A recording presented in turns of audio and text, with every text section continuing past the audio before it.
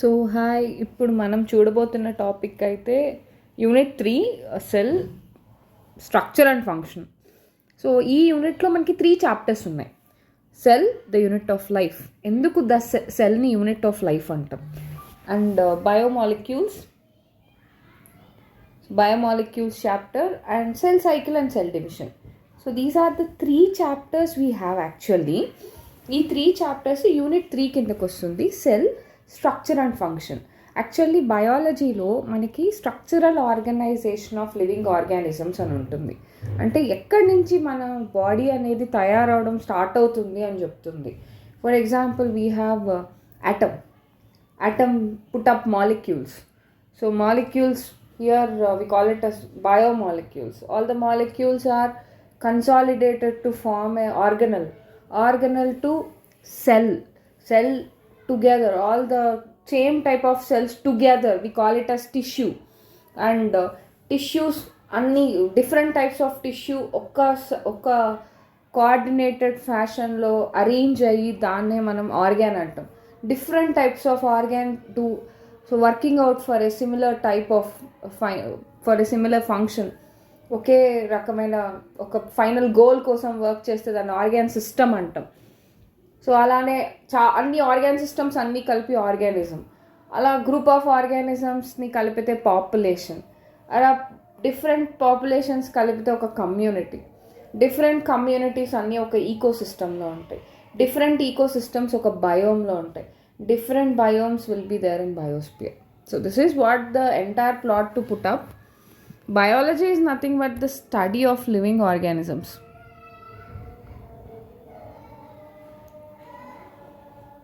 Okay, so biology, you all know that biology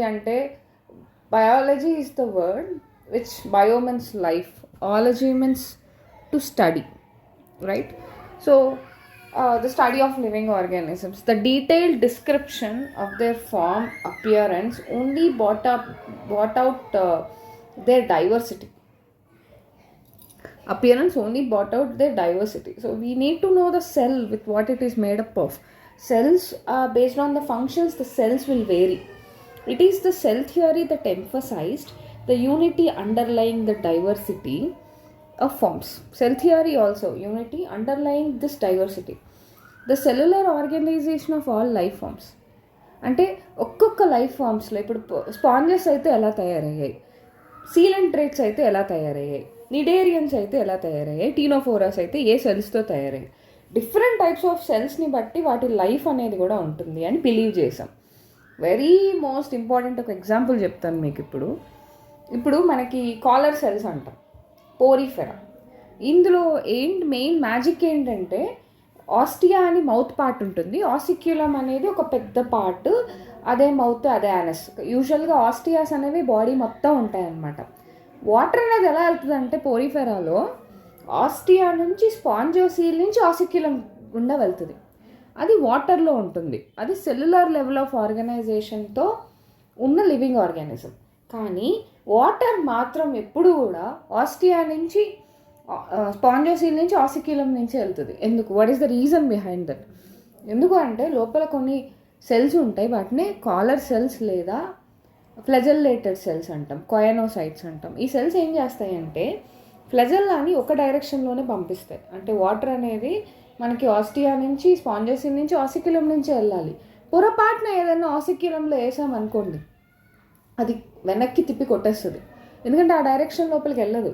A description of cell structure, cell growth, అసలు cell ఎలా ఉంటుంది, వాటి structure ఏంటి, cell wall అంటే ఏంటి, సెల్ మెంబ్రెయిన్ అంటే ఏంటి, అలానే సెల్లోని ఆర్గనల్స్ ఏంటి, మెంబ్రెయిన్ బౌండెడ్ ఆర్గనల్స్ అంటే ఏంటి, నాన్ మెంబ్రెయిన్ బౌండెడ్ ఆర్గనల్స్ అంటే ఏంటి, వీటి ఫంక్షనింగ్ ఏంటి, ఇవి ఎలా కోఆర్డినేటెడ్ ఫ్యాషన్లో వర్క్ చేస్తాయి, ఇవన్నీ మనం డీటెయిల్డ్గా చూడబోతున్నాం. So chapters comprising the unit. Cell theory also created a sense of mystery around living phenomenon. Cell theory అనేది ఒక మిస్టరీని క్రియేట్ చేసింది. ఈ సెల్ థియరీని ముగ్గురు ఇచ్చారనమాట. అంటే ఫిజియోలాజికల్ ఇంకా బిహేవియరల్ ప్రాసెసెస్. సో ఎలా functioning, how the behaviour. The mystery was requirement of integrity of cellular organism. Mystery ఎక్కడ ఉందంటే how all the cells are together. how they are working in a together fashion. So, in studying and understanding physiological and behavioral process, one can take physico-chemical approach.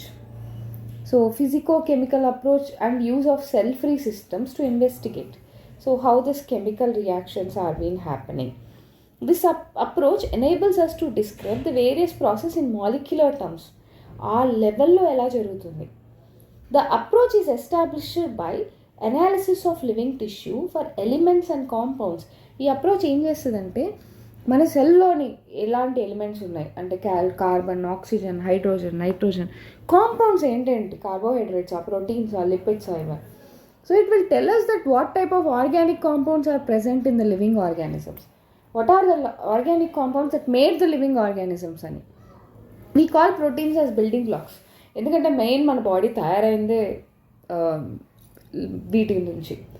So in the next stage one can ask the question, what are these compounds doing inside the cell. Cell లోపల ఇవి ఏం చేస్తున్నాయి and in what way they carry out gross physiological process like digestion, excretion, memory, defence, recognition ఇలాంటివి ఎలా చేస్తున్నాయి అసలు cell ఎలా చేస్తుంది.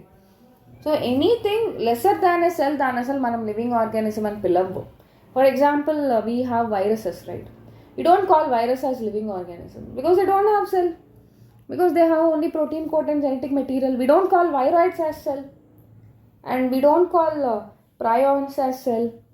That occurs, the abnormal process that occurs during any diseased condition. The physiochemical approach is to study and understand living organisms. ఇది reductionist biology అంటాం. ఎందుకంటే what we do is we do in a cell free systems and we try to get it like how these compounds are formed. The concept of techniques of physics and chemistry are applied under biology. So in this chapter we have biomolecules are also provided. Here is the great scientist G.N. Ramachandran, 1922 to 2011. So he is an outstanding figure in the field of protein structure. He was the founder of Madras School and he gave a conformational analysis of biopolymers. His discovery of triple helical structure of, so collagen will be having triple helical structure, published in Nature in 1954. And his analysis is followed conformations of proteins through the use of Ramachandran plot. Means how the proteins are organized. What is the structure? Among the most outstanding contribution in structural biology. He was born on October 8, 1922 in a small town not far from Cochin on the southwestern coast of India. His father was a professor of mathematician at a local college and thus had a considerable influence in shaping the Ramachandran interest in mathematics. After completing his school years, Ramachandran graduated in 1942 as a top-ranking student in BSc Honours Physics course of the University of Madras. He received a PhD from Cambridge University in 1949. Very good. So while at Cambridge, Ramachandran met Linus Pauling and was deeply influenced by his publications, models of alpha helix, beta sheet structures that directed his attention in solving the structure of collagen. Right?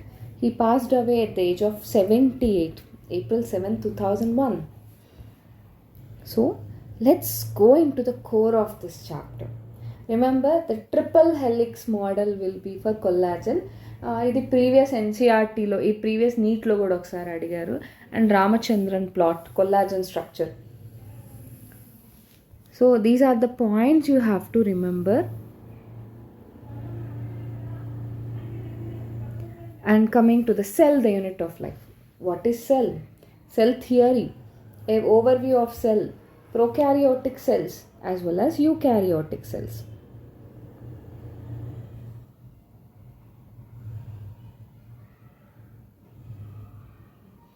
Okay, so let's get into this.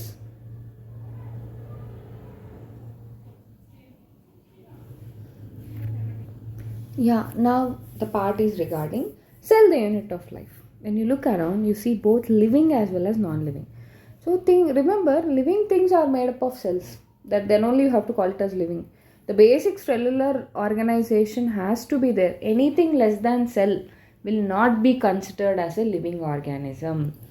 Okay, and non-living things ante entante manaki, so anything less than cell. ఇప్పుడు virus ఉంది, అది living కాదు, non living కాదు. Non living థింగ్స్కి వచ్చేసరికి వాటికి growth, metabolism, reproduction, cellular organisation, consciousness and responding to stimuli ఇవేమీ ఉండవు. So you must have wondered that you ask yourself, what is it that makes an organism living?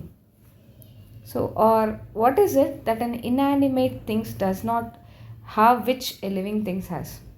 So living థింగ్స్కి ఉండేవి ఎందుకు inanimate థింగ్స్కి ఉండవు, అంటే non living థింగ్స్కి ఉండవు అంటే ఇలాంటి క్యారెక్టరిస్టిక్ ఫీచర్స్ ఉండవు. గ్రోత్, రీప్రొడక్షన్ నేను చెప్పినవన్నీ ఉండవు. The answer of this is presence of basic unit of life. So non living థింగ్స్లో సెల్ ఉండదు. So because unicellular things can survive, the cell in all the living organisms. All organisms are composed of cell. We know that anything lesser than the cell, we don't consider it as living thing itself. Some are composed of single cell and some, that's we call it as unicellular. Ante kingdom Monera, entirely it is unicellular. Kingdom Protista, it is also entirely unicellular, while others like composed of many cells, so which we call it as multicellular organisms. For example, humans, we are multicellular organisms. We are built with millions and trillions of cells. First of all, we'll know what is a cell. Who gave the term cell? Unicellular organisms are capable of independent existence. Okay, they can able to live by their own as a cell, performing the essential functions of life. Essential functions of the life in the sense breathing, exchange of gases, digestion, excretion, right? So production of carbohydrates, proteins, and replicating, reproduction, all these things. Anything less than a complete structure of cell that doesn't ensure an independent living. Cell కంటే తక్కువగా ఏదున్నా దాన్ని independent లివింగ్గా మనం అస్సలు తీసుకోం. Hence cell is the fundamental, structural and functional unit of all living organisms. కాబట్టి సెల్ని మనం స్ట్రక్చరల్ ఇంకా fundamental, structural and functional unit of all living ఆర్గానిజమ్స్గా తీసుకుంటాం. Anton von Leeuwenhoek is the very first person who saw a live cell. And coming to the history, he's a lens maker. That's why he took all the liquids, sperms like semen, blood, rainwater, swamp water under the microscope. He made his own microscope. Under that microscope he saw the bacteria has been discovered by Anton von Leeuwenhoek. RBC is discovered by Anton von Leeuwenhoek, and sperms are discovered by Anton von Leeuwenhoek. Robert Brown, later he is the one who discovered nucleus. Even inside cell you have a dotted structure. The invention of microscope and improvement leading to the electron microscope revealed all detailed structure, because with compound microscope we can see cell and nucleus, but if you want to see cell organelles you need electron microscope. So let's see the cell theory.